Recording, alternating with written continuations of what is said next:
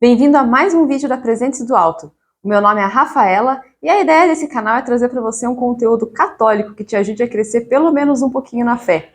E no vídeo de hoje nós vamos falar sobre o segundo mandamento: não pronunciarás o nome do Senhor teu Deus em vão. E para isso eu estou usando como referência o Catecismo da Igreja Católica, esse livro aqui, que eu espero que todo mundo já conheça. Caso você ainda não tenha, eu vou deixar aqui embaixo o link para você adquirir o seu.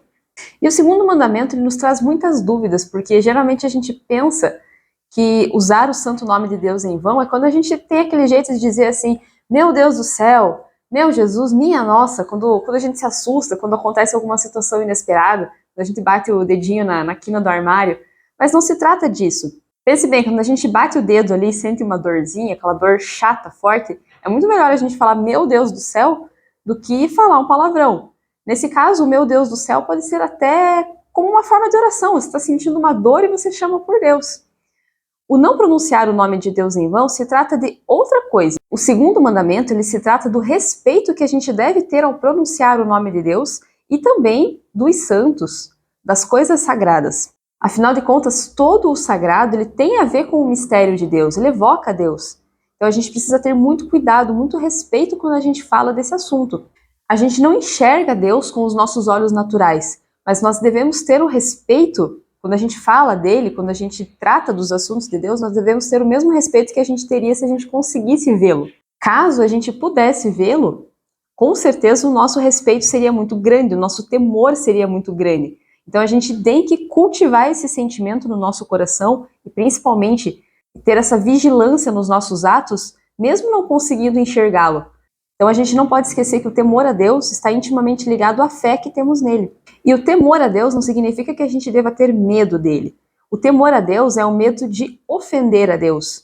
Não é ter medo dele, porque afinal de contas Deus é o puro bem, ele é o puro amor. A gente não precisa ter medo dele.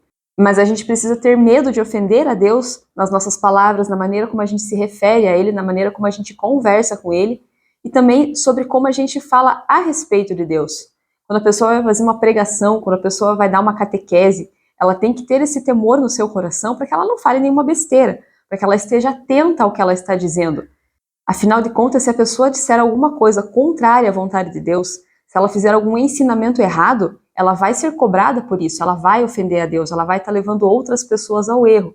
Então isso também faz parte do temor que temos que ter de Deus. E um dos pecados contra o segundo mandamento é o pecado da blasfêmia, que é quando a pessoa fala mal de Deus, quando a pessoa desafia Deus, quando ela profere contra ele palavras de ódio, de ofensa, ou quando deliberadamente ela falta com o respeito para com Deus. E aqui é bom ressaltar que a blasfêmia ela se estende a palavras de ódio contra Jesus, contra Nossa Senhora, contra os santos, contra a igreja, contra todas as coisas sagradas. E também é considerado blasfêmia quando a pessoa comete um erro, comete um crime em nome de Deus. Ou seja, ela usa o nome de Deus para encobertar atividades criminosas. E nós não devemos perder de vista que a blasfêmia é um pecado muito grave. Aqui também entram as pragas que as pessoas jogam contra os outros, que também, na verdade, tem...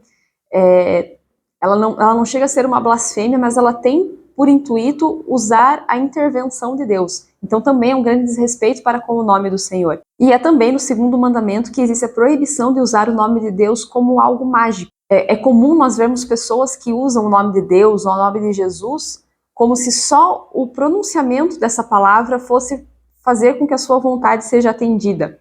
A gente escuta muitas pessoas falando em nome de Jesus vai acontecer o que eu quero, em nome de Jesus isso não vai acontecer. Então a pessoa acaba dando ao nome de Jesus esse aspecto mágico, como se só você falar que em nome dele tal coisa está sendo pedida, isso fosse de fato acontecer. Então isso é um pecado contra o segundo mandamento.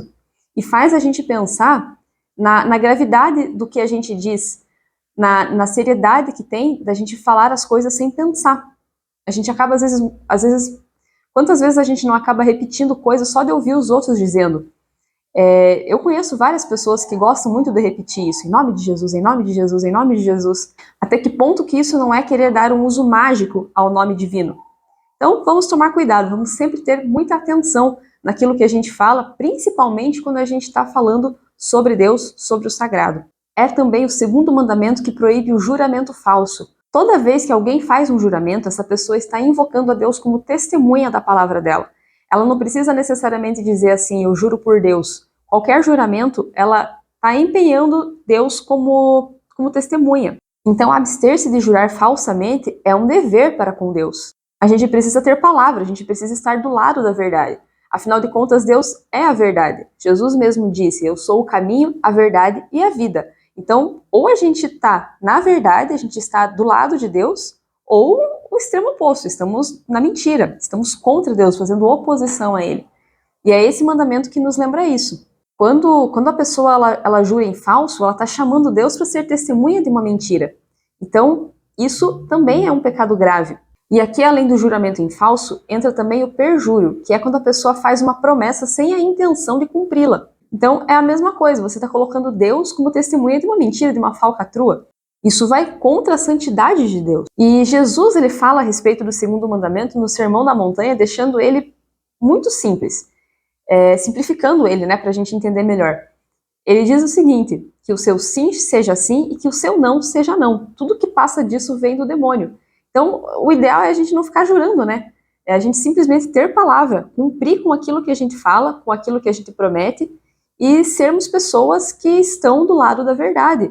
Pessoas que respeitam a Deus, que têm temor a Deus em todo o seu agir. Pessoas firmes, na verdade, pessoas de palavra, pessoas de confiança. Não vamos esquecer que quando a gente honra a verdade, a gente honra a Deus. Quando a gente falta com a verdade, a gente ofende a Deus. Aí aqui eu achei uma frase interessante que eu vou ler para vocês.